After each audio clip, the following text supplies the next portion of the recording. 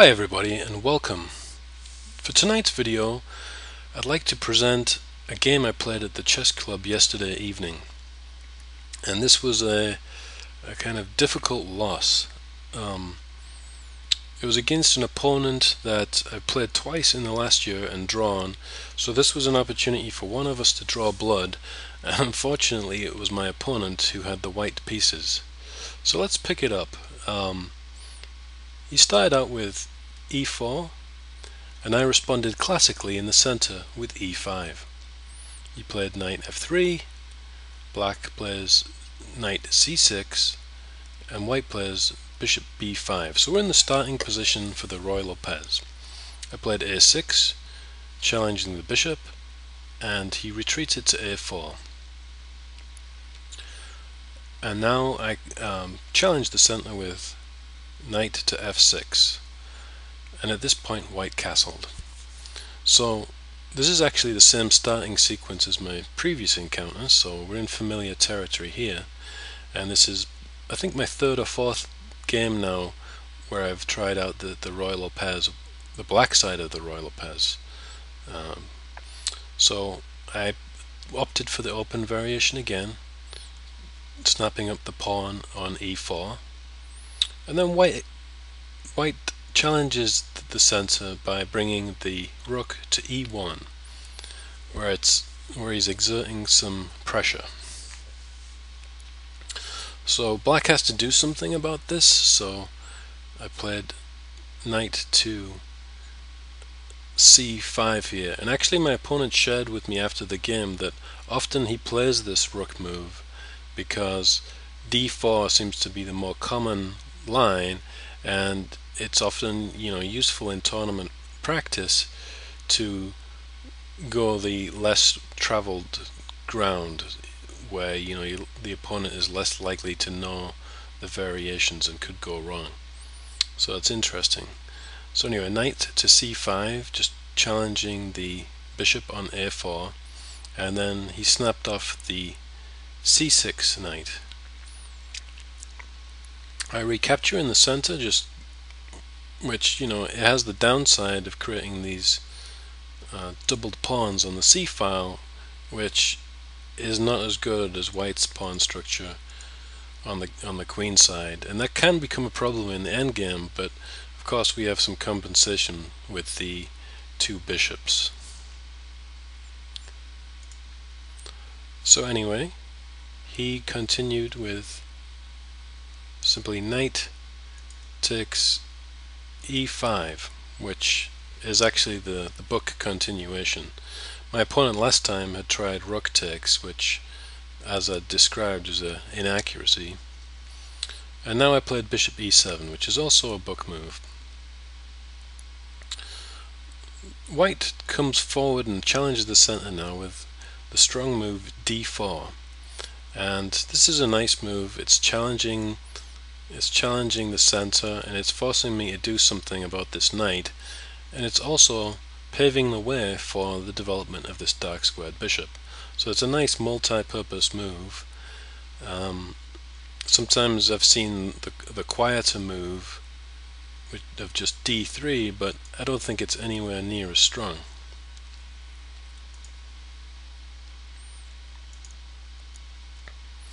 So I retreated my knight to e6, and then white follows up with bishop to e3. So he's developing another piece, and he's just shoring up that d pawn, and black now castles.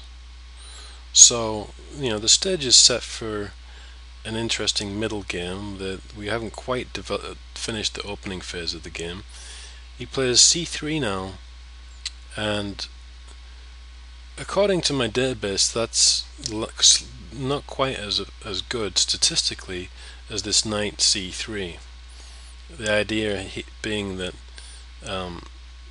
it's controlling these squares, and seems to has done slightly better statistically. But statistics are one thing, but c3 is actually a fine move too, and there's really nothing wrong with it.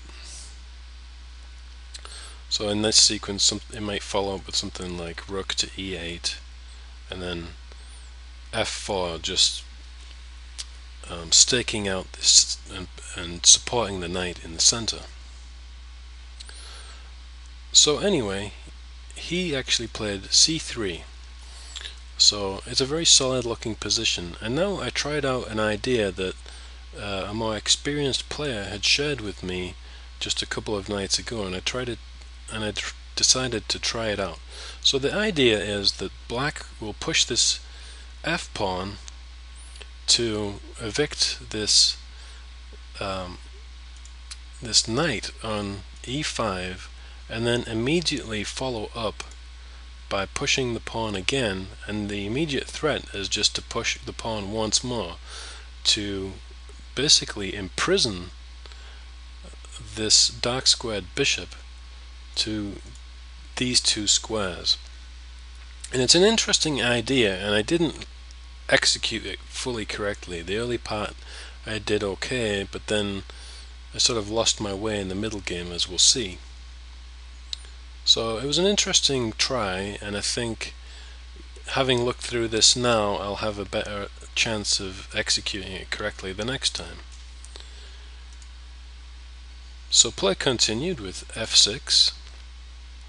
He withdrew his knight to f3. Also possible was just swinging that knight back to d3, where it's very centrally located, and to me that seems slightly better, but knight f3 is certainly fine, and it has the advantage that it's performing a defensive role, just covering this h-pawn if black gets some kingside attack going later.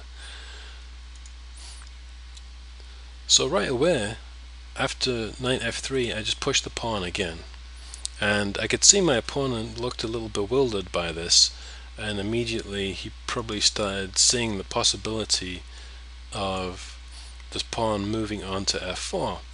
Now, the downside of this move, and it's also the downside of any pawn move, is that in pushing the pawn again, I've basically lost control of these two squares.